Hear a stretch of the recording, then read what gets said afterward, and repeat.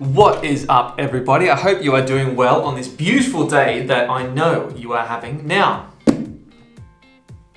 I didn't think I'd be doing one of these for a very long time, but nonetheless, let's go have a look.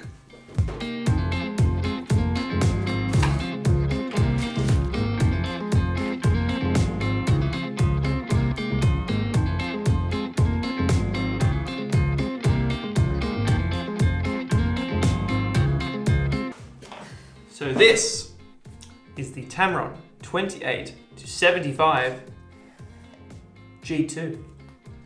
Let's go see what it can do.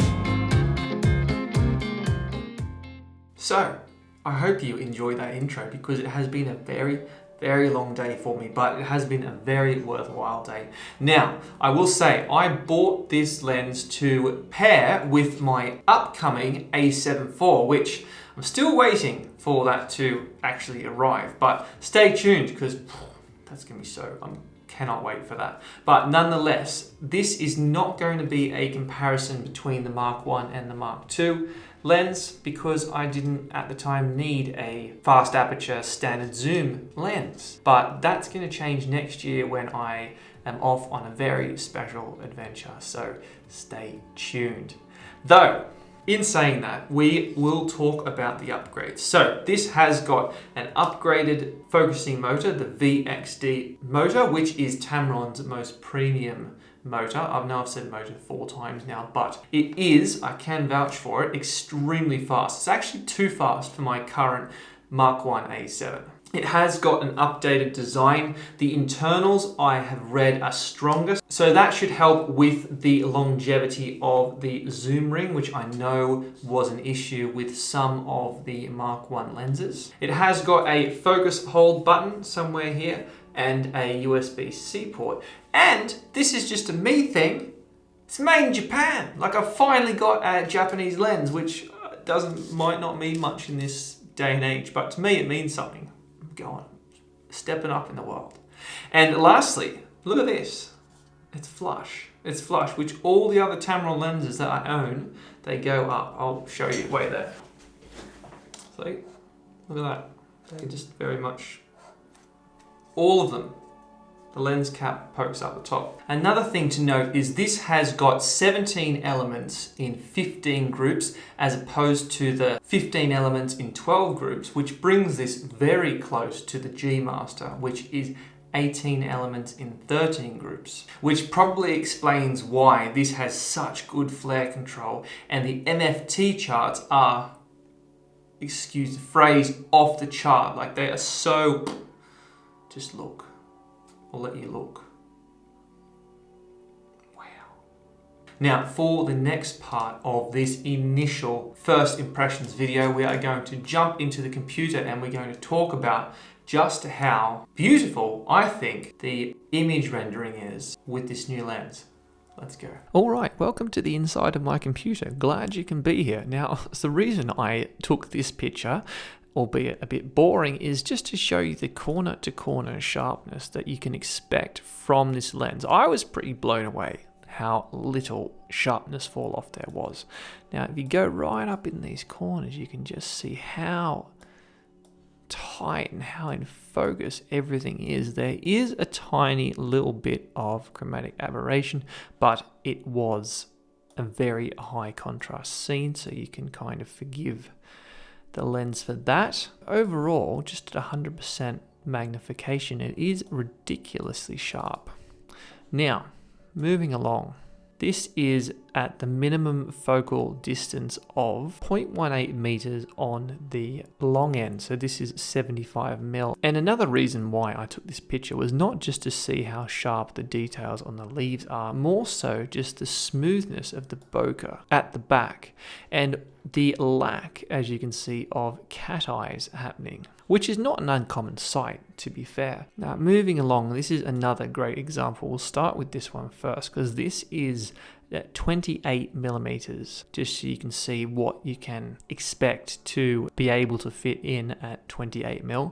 And as you can see, center frame, stupidly sharp. I have focused on this part of the tree, but that is in part due to me having the Mark I A7. As I said, we are still waiting on the Mark IV, but again, corner sharpness, just look at that. There's no real evidence of any cat eyes up in the corner, it's a thing for me. I don't like cat eyes. I really don't like them. Now, if we go back here to 75mm, we'll zoom in to 100%, and you can just see how much detail this lens is picking up. Just every individual fiber of this rotting wood is there for you to see. It's really quite astounding. I wasn't expecting to do such a rave review of this lens. I was kind of expecting it to be a bit overhyped, but since spending the morning with it, I'm very, very impressed so far. Now, this is just a test of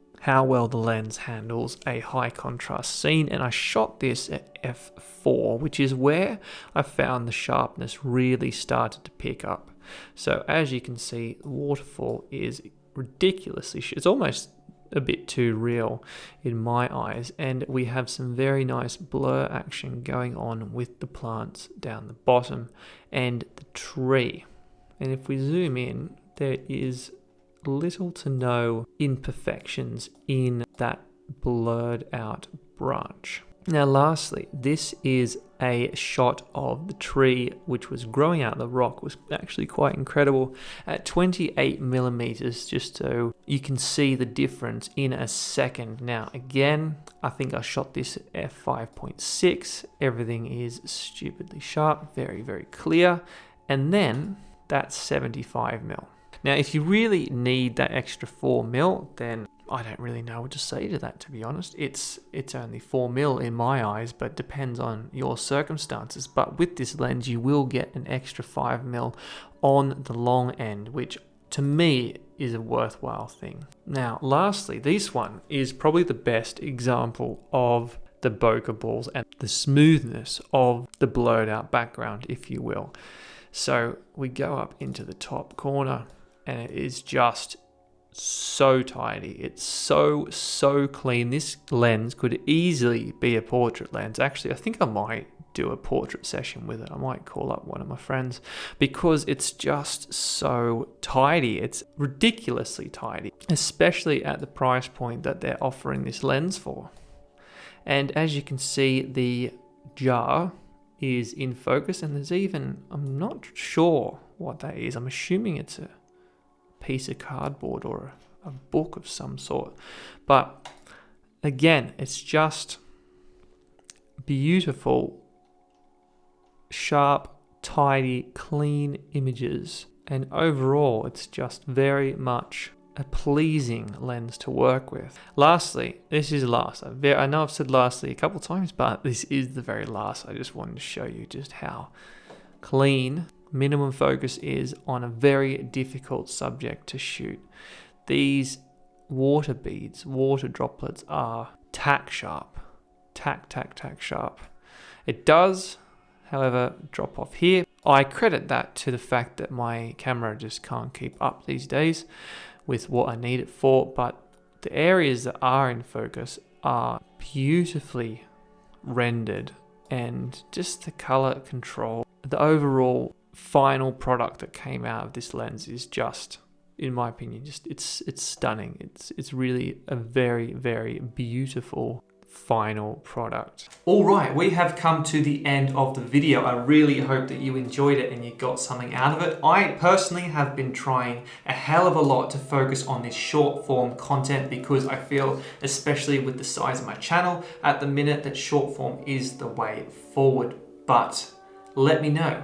Do you feel like this was too fast, or do you feel like you would have preferred more time to hear about first impressions I've had with this lens? And on top of that, if you haven't subscribed, I would very much appreciate it, as it does push this content out to more and more people, and that's only a good thing. So I will see you in the next one. Until then, have a great life and just enjoy every minute of it. All right, bye.